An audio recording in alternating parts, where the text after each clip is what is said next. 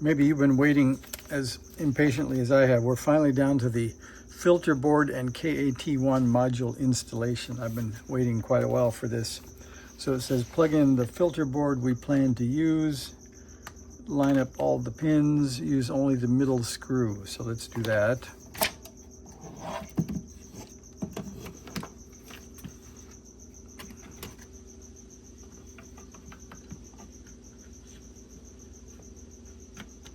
This has been in and out a few times, so getting used to doing that. So we'll check those pins are in and those pins are in behind the RF connector. Then we have one screw for the middle of the board.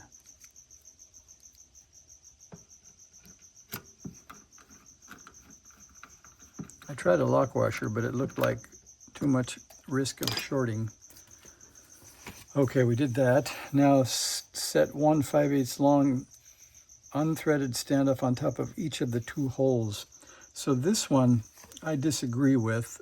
I've had a tuner for a while, and the only way I've found to make this easy is to put the screw through the side of the tuner. And I have a Scotch tape dispenser on my bench. I put just a bit of it around the screw.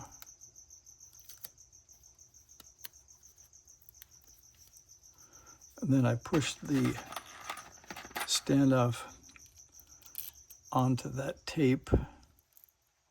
Oops, looks like too much tape.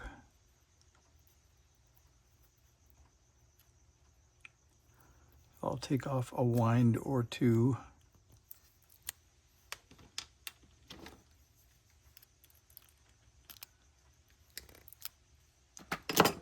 And we'll try that again.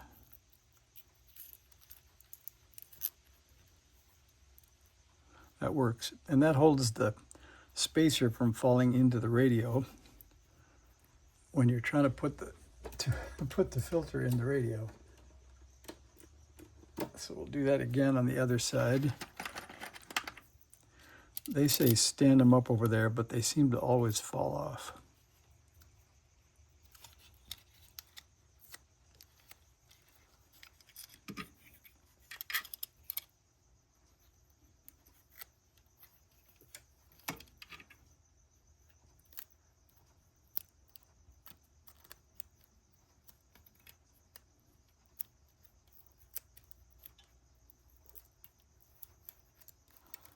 That didn't wrap around very nicely.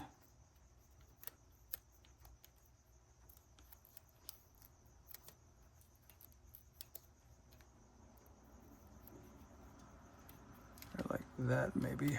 Then maybe putting the spacer on will shove it up there, I don't know.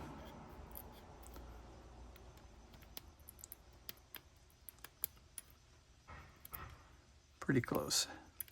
Anyway, they don't fall off.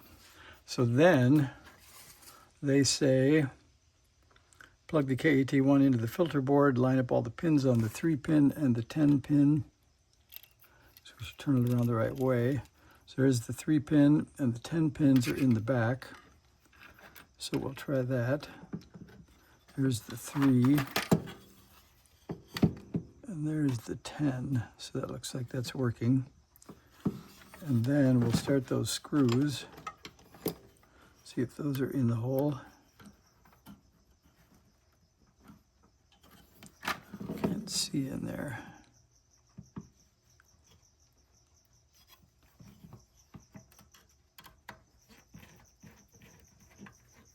I think that's working.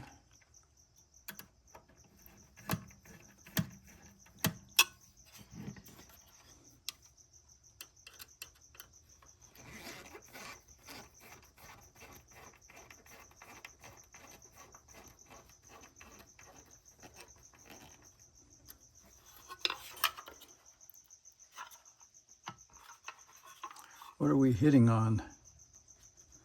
Let's see. There's the 3-pin. Boy, it is close to those crystals when you look in there. I think that's made it.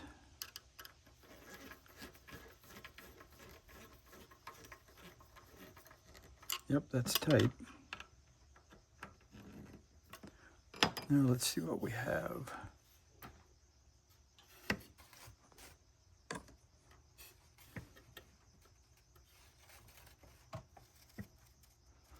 Yeah, I don't think anything is touching. That's good. That's quite a nice fit. So there's a 4-band module, a KAT1, and a noise blanker. Now what are we supposed to do? All right. We did that. Oh, we're supposed to put split lock washers. I may come back for that.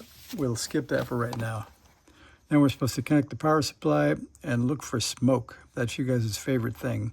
Then tap menu and scroll through entries until we get to the ATU, and then edit.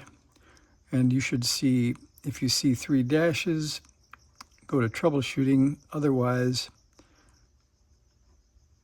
we get to pick. All right, let's see. We'll connect things up and see what happens. So we have antenna wire. I'll put the dummy load on before I forget. All right, we're on the dummy load, and there's power. And what else do we need? So connect the power supply, turn on power. I guess you guys want to watch the lights.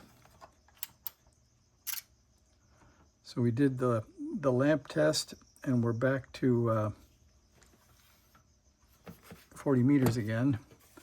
If you want to just hear if it's still a radio, I'll plug in the audio and go back to the antenna for a sec.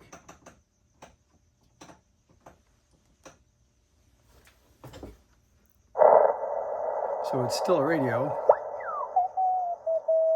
That's good. Now we'll go back to the dummy load. And then, let's see. So connect your power supply. No smoke. Tap the menu, find ATU. Let's do that.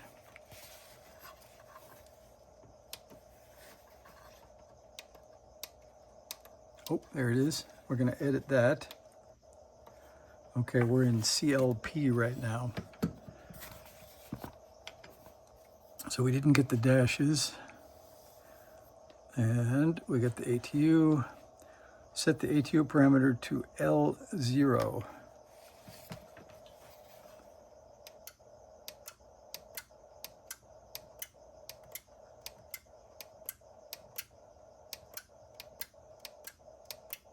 I do hear a lot of relays clicking. That's good.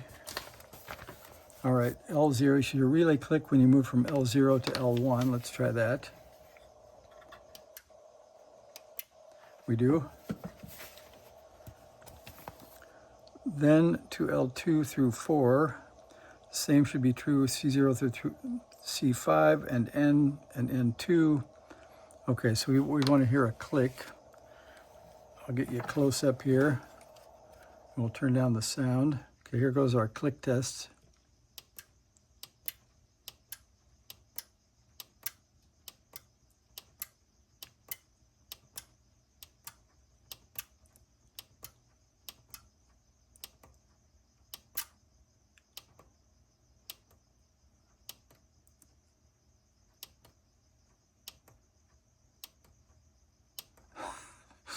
That's a lot of options. All right, we made it back. So all the L's and C's clicked as they should. Now what are we supposed to do? So that's good. Connect a 15-ohm dummy load. Use the out menu to set the power to 5 watts. Let's do that. I think that's already there from being online.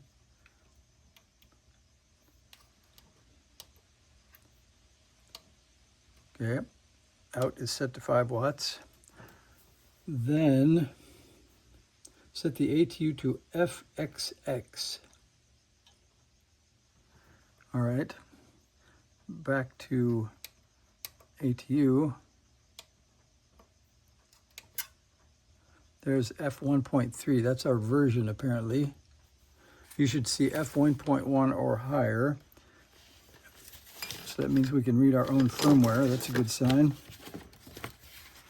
Then exit this menu, then hold WPM plus and minus together to go into tune mode. You should see R8.5 immediately. Tap any key to exit tune. All right, exit that.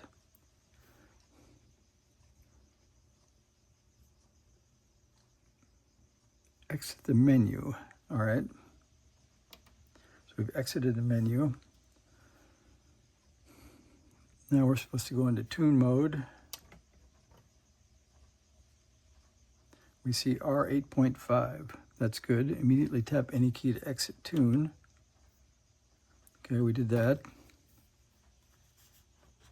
Note R8.5 is an SWR test value only, showing whether digital data is being transmitted from the KAT1 to the K1 in tune mode. So we passed that test. Then make sure 50 ohm download load is connected. Select band 1, the lower of the two bands, in our case the lower of the 4.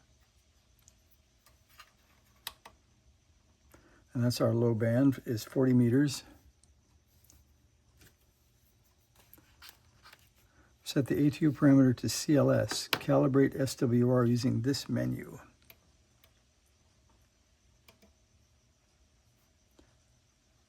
Okay, set to CLS.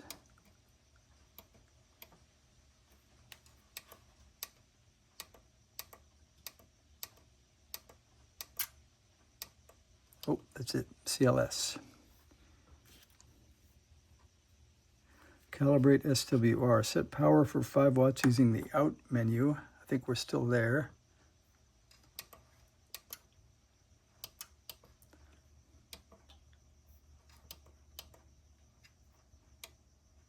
Yep, we're still there.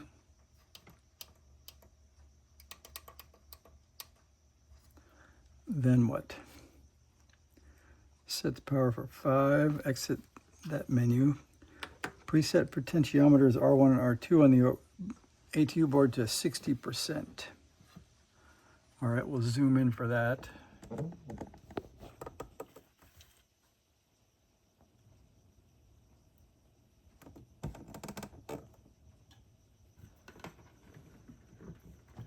Let's just see what we have here.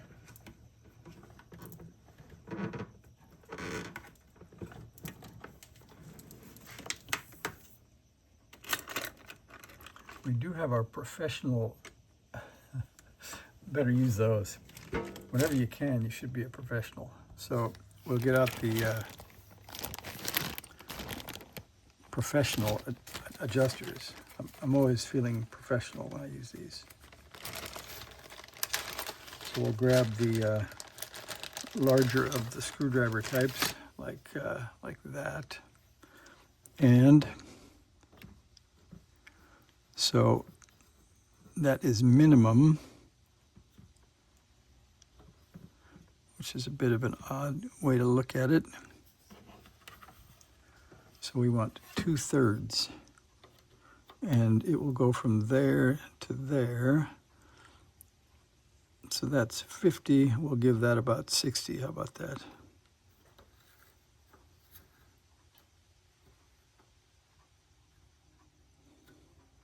All right, we think that's at about 60%.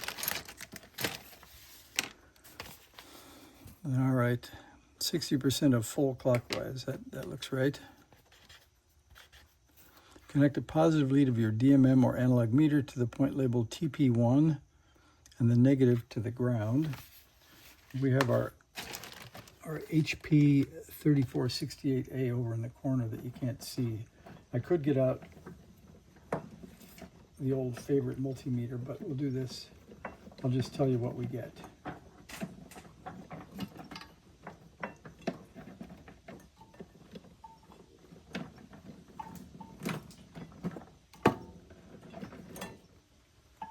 All right, we didn't burn them in the soldering iron, that's good. All right, so one of those grounds, like the cool one we made, this is a good ground. All right, does anybody see TP1? Oh, we covered it up. All right, TP1 is back here.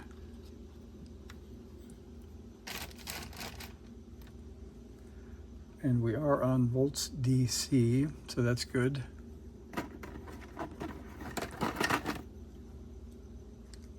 And it says, locate a non-metallic tool for adjusting C9. We did that. We have our professional tool, and there is C9, and it does fit. Good. Then hit enter tune mode with plus and minus and adjust C9 for the lowest possible voltmeter reading.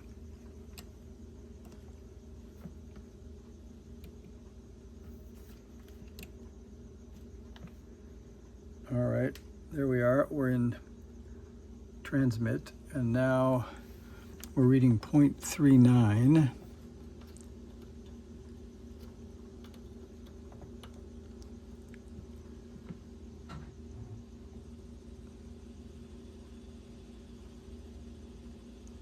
.14,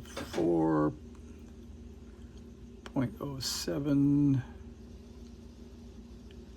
0.001, 0.0008,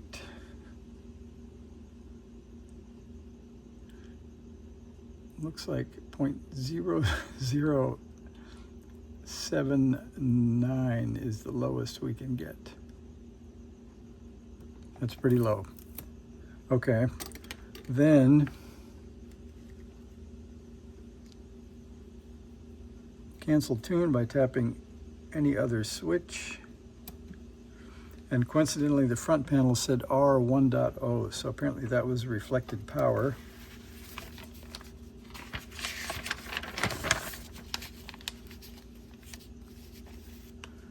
Now power calibration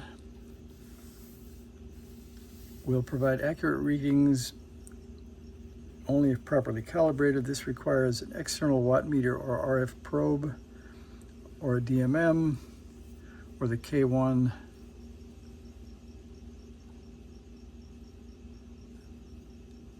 I don't have an accurate RF generator that I want to calibrate with, so I think I'm going to save that and use the scope. And we have a pretty easy spot to get to the RF output since these two pins on the end of the tuner are RF. So I think I'm going to save that.